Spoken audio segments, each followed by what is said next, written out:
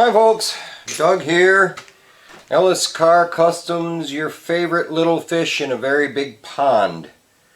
Thanks for stopping by again to the shop, and thanks for supporting and liking and commenting. I have a great group of core friends, Perry with an A, and Red, and Kermit, who only puts some emojis down, and John, insert last name here, and Tim, and Charles in the Philippines. I mean, I've got a lot of great loyal friends who comment on every video. I appreciate you all checking out Chris Ellis and the Old Man in Festerton's channels. I think he said his name was Will. Don't quote me on that, Old Man in Festerton. But I appreciate you checking them out. It's nice when us little guys can help other little guys out and grow our channels and get seen by more people. But we're working on Fender, day 3. Now we're doing the filler work to smooth things out, you know, make it look pretty. I've had people ask what I'm going to do as far as drivetrain and stuff in the car. I have a vintage standard transmission from a Tri-5. It's a 3-speed standard transmission, and I'd love to find me a small block Chevy I can bolt up to it, because I'd like to keep it kind of period correct. So, you know, if I could find a 283 or 265 or, you know, something like that, I would be a happy man. I mean, it's getting harder these days to even find a 350 Chevy. I mean, they used to be a dime a dozen. You know, you'd buy an old car that had a 350 in it or whatever, yank it out and put it in something. Because I'd really like to find one that's running that I don't have to rebuild or mess with right away, you know, because I'd like that instant gratification to be able to just stab it in there and go for now. I mean, for the amount of miles I would end up putting on the car in the lifetime I own it, I'd probably never have to rebuild a running engine because I wouldn't put enough miles on it to wear it out. But yeah, I can show you here on this car. The original 2-door hardtop that this was based on, which if you're new, this was a 2-door hardtop, and now it's a station wagon, a Nomad. But the original car did have that third pedal for a stick, and I'd really like to go that route with it, and hopefully I can find what I'm looking for. That's still satisfying. If you don't remember, or if you weren't here, we had to build the top of this post because the 2-door hardtop post was way different from a Nomad post, and we built that from scratch in an earlier episode. If you are interested in checking it out, it's up there. I couldn't tell you which part it is, but we got that working pretty sweet. And they said, you know, we cut the roof off and joined it here, and it lines up pretty nicely with the door. So can't complain there. But yeah, that's my plan. I'd love to find a small block Chevy I can just stab in here to go with that transmission I have. But we'll see if I can find such a thing. Cash for Clunkers really got rid of a lot of V8s that were to be had. But I'll get a little further along on this and I'll bring you back. So this is what I like to use to protect the inside of stuff. I like the truck bed liner better than the rubberized. This just seems to be a little tougher, a little more resistant coating. But I went through and coated the inside of the fender with this bed liner. And I'll go this way. That should protect all our patches from the inside. And our vent tube. Like I say, we'll just at some point we'll drill this out and thread a self-tapper in there for a drain.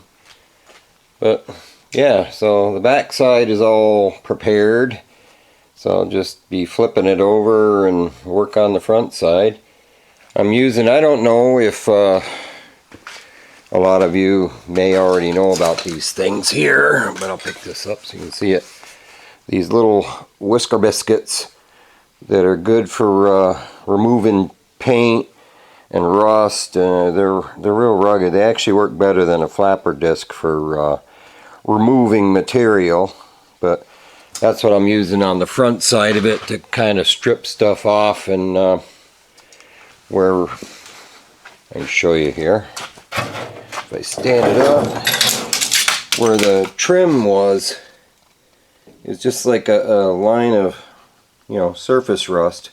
So I'm going through that biscuit, grind it off as best I can, and then treat it and smooth it out, but I'll bring you back. So now we're on to the filling and blocking stage. Everything's treated and ready to go, and we're finding all the little dings and filling them in and just smoothing her out. So pretty soon, well, I think by the end of today I'll have some primer on this, but I'll bring you back when I get a little further. So there, we've got it worked pretty good, and I'm fixing to throw a couple of coats of high build primer on it, but I figured I'd show you that everywhere we patched passes the magnet test. We patched the bottom over here. Yep. You never want to put your filler on so thick that a magnet won't stick to it. So I think we're prepared. I'm going to throw a coat of primer on there, and I'll bring you back, show you what it looks like all one color. So there, the Fender's all one color, although it's primer. But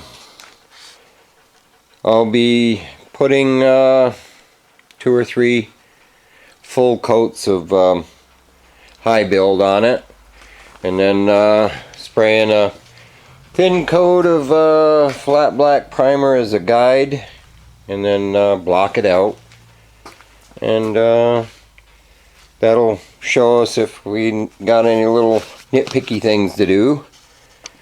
But not bad for 3 days work, 3 nights work. And you know, for what they get for a new Fender, this one is nearly 70-year-old vintage steel, and they don't make them like they used to. So we've got the inside all bed linered, ready to go, and the outside is blocked, or ready to block out. But I might, you know, set this one off to the side since it's 90% done, and maybe grab the other Fender and get it close to 90% done, so you know they're ready to block out. Because you know, when you fly them up onto the car there, that you may have to do a little tweaking here or there, you know.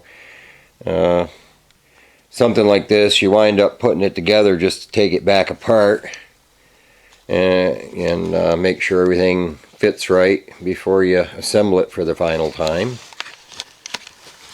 So that's what we got for you today. Hopefully you're not bored with Fender content.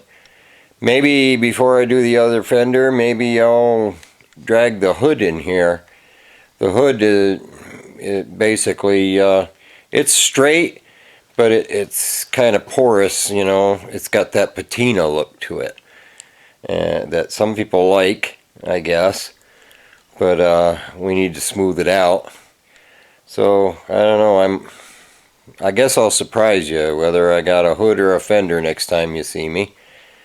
But I want to thank everybody for watching, and thank everybody for visiting those channels I gave a shout out to. I'm glad I could help. And if you have a channel you'd like me to shout out, leave it in comments and I'll give you a shout as much as I can help you. And don't forget the Facebook group. If you have a ride and you want to share it with us, post it up over there. And you know, we got a pretty good community going over there. I love to see what y'all are working on. I don't always comment. I try to like everything as I see it.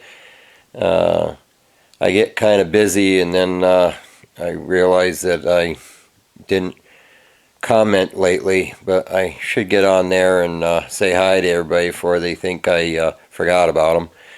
But thanks for stopping by the shop. Hope to see you next time. Till then, take care. See ya.